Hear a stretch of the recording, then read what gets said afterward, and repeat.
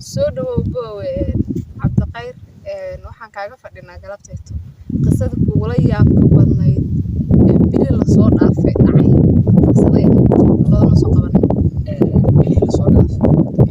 aad iyo aad ayuu si taxadar qisada u dhacday saaxiibanahay qisadaas ay runaantii qaas ahaan aniga waxay u abuurtay dareen aad iyo aad aan la soo koobi karin oo qof kasta oo looga sheekeeyo maxaan ku rahdaa dareenkiisu isbedelay hadaba qisadaas qiso waxa weeyaan adiga waad yaabi doontaa hadda markaan kaaga sheekeeyo jacayl badan maxaa kale beri hawna wareeriye jacayl badan inanka aanu saaxiibada ahayn muddo 3 sano waxay sheekaysanayeen gabar reerkeedu ka dhexeeyey inanka asagu wuxuu ka shaqeynayay meeluu ka shaqeynayay shaqadiisu waxay ahayd ardayo oo habeenkii u soo geli jiray inta badan mishaar fiican uu soo qaadan jiray $150 uu qaadan jiray $150 hadda dhalinyarada joogto oo lacag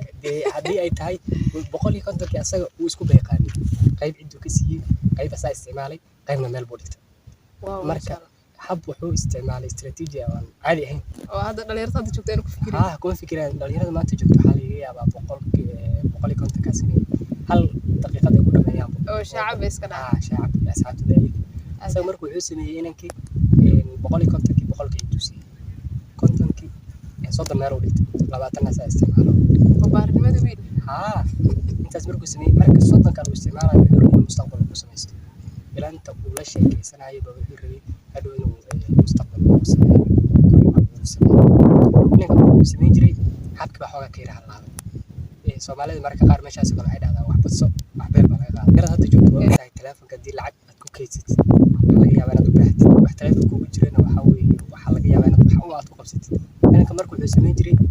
markii lacagta $30 markii uu soo reebto oo 30 kale ay ku darsanto 30 kale ay ku darsanto 100 markii gaarto intuu sarrifo oo warqad uu ka dhigto meeshaas odayaasha waxay nadaana dhalinyaro intii geedka booday tala ka booda wiilkaas marka waxaa sidii karnaa intuu geedka ka booday talada ka boodo lacagta waxaa shuu bedela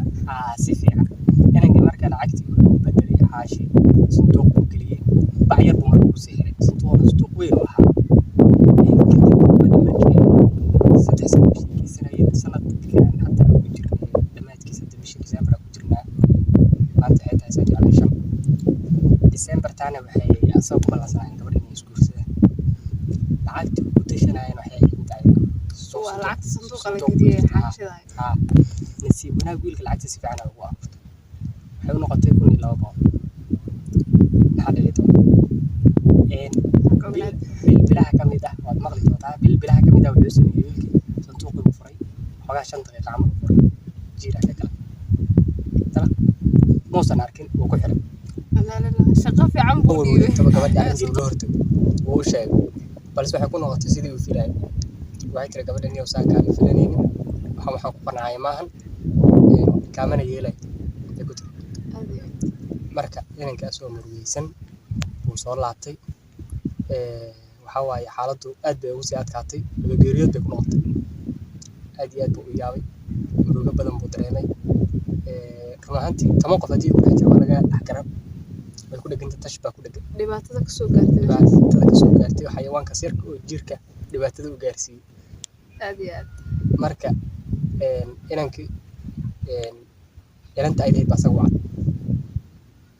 aad buu jecel gabadhi maxay sameyn doontaa talo gabadhi waaba kuu sheegay oo gabadhi wayba aamini weysay wax uu sheegay gabadhi way aamin baxdo tagtay laakiin sidii ku tagay kamaysan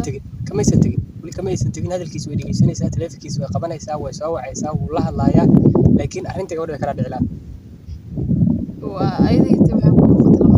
filaan waxay noqotay laakiin ayadu waxay aaminsan tahay wiilkan inuu cudurdaar uu ka dhiganayo arrinta ayada oo been u sheegay asagana waa ka dhab waa ninkaas maxaa la dhigi jiray marna xoolihiisii jiirkaas uu cunay marna gabadhii uu jeclaa ay ka aamin baxday sirka ma dilay jiirka muusan dilin oo ka fagaday oo ka baxsaday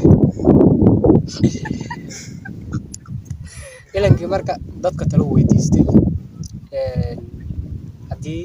dhaqaalihiisina jiir uu cunay oo xayawaanka sirka uu ka baabiyey gabadhii